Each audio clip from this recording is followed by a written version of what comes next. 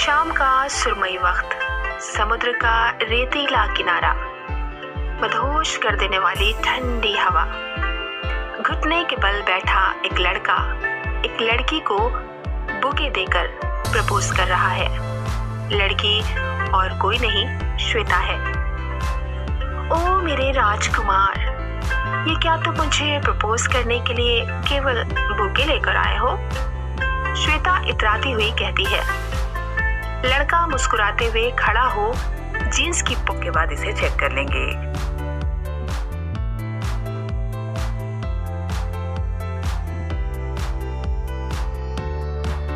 Pocket से एक डिब्बी निकालता है। शानदार अंगूठी दमक रही है। लजाकर श्वेता हाथ बढ़ा देती है। लड़के के श्वेता का हाथ अपने हाथ में ले चूमते ही श्वेता की आंखें बंद हो जाती हैं। 20 सेकंड बीत जाते हैं। श्वेता को अपने हाथ पर उस लड़के के हाथ का स्पर्श महसूस होना बंद हो जाता है। श्वेता झटके से आंखें खोल देती है। वो देखती है लड़का गायब है। समुद्र की तेज लहरें आकर उसकी ड्रेस को गंदा कर जाती हैं।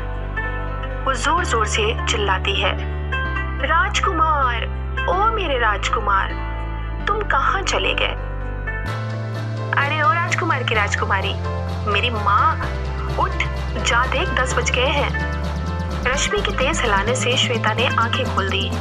ओ शिट, मैं फिर सपना देख रही थी क्या? अपने सिर पर हाथ रखकर श्वेता उठकर बैठ गई। हाँ महारानी, तुम सपना ही देख रही थी। कितनी बार कहा है अपनी परी कथाओं से बाहर आ जा। देख जरा घड़ी, क्या टाइम हो रहा है। 1 घंटे से तुझे उठाने की कोशिश कर रही हूँ, पर तू है अपने राजकुमार के साथ ही घूम रही है कब से। रश्मि ने बिस्तर सही करते हुए कहा। ओए होए, क्या बात है, मेरी ब्यूटी क्वीन तो नहा धोकर भी तैयार हो गई। रश्मि को तैयार देखकर लाड़ में श्वेता ने रश्मि के गले में अपनी बाहें डाल दी थी। अरे अरे अरे, दूर हट, जा नहा कर आ। अभी मैंने पूजा नहीं की है। पूजा तो क्या, आज तो पेट पूजा भी नहीं हो पाएगी।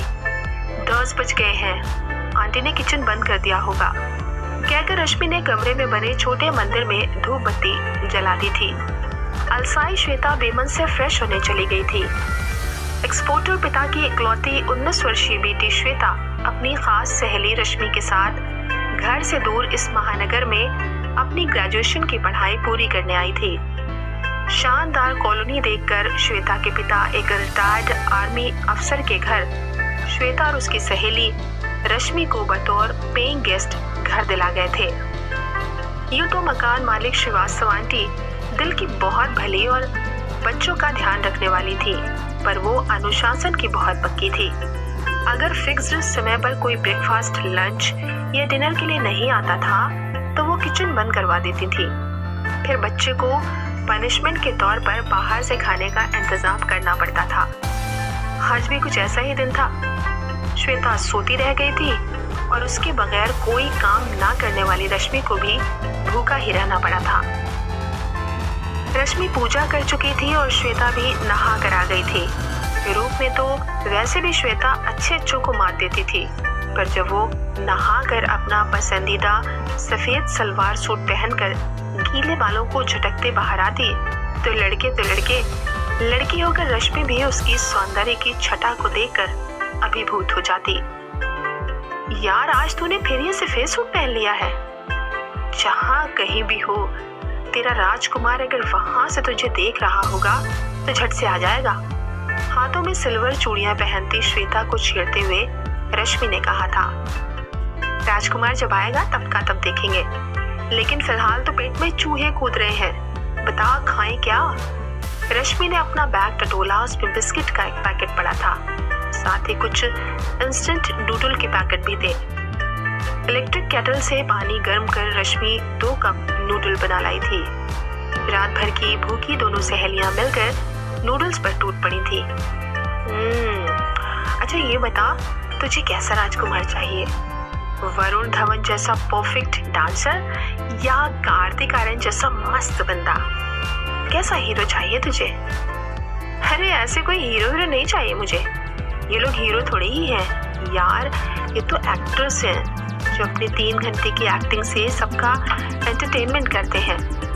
मुझे तो ऐसा बंदा चाहिए जो रियल लाइफ में हीरो हो, जिसने सच में कुछ ऐसा किया हो जिसने उसको हीरो की कैटेगरी में पहुंचा दिया हो। कहती हुई श्वेता जैसे फिर से ख्यालों में पहुंच गई थी और बादलों के ऊपर उड़ रही थी, अपने हीरो के साथ सफेद घोड़े पर बैठकर। एक मुस्कान श्वेता के अधरों पर थिरक आई थी।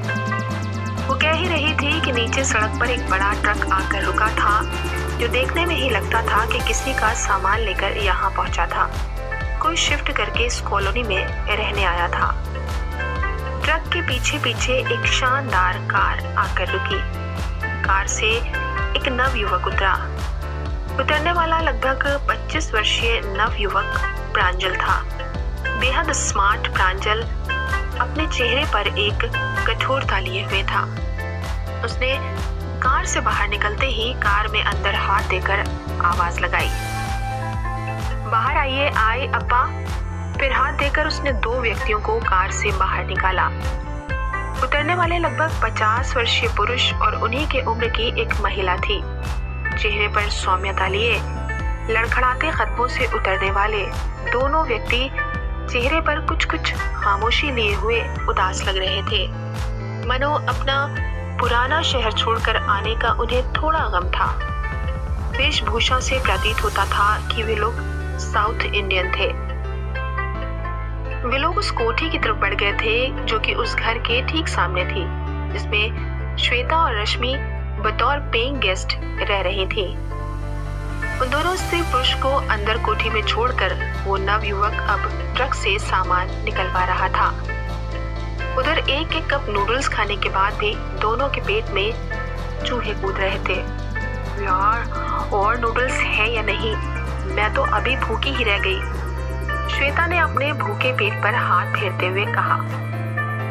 हाँ, मैं तो जैसे बहुत ज्यादा नूडल के पैकेट भरे हुए बैठी हूँ अपने पर्स में।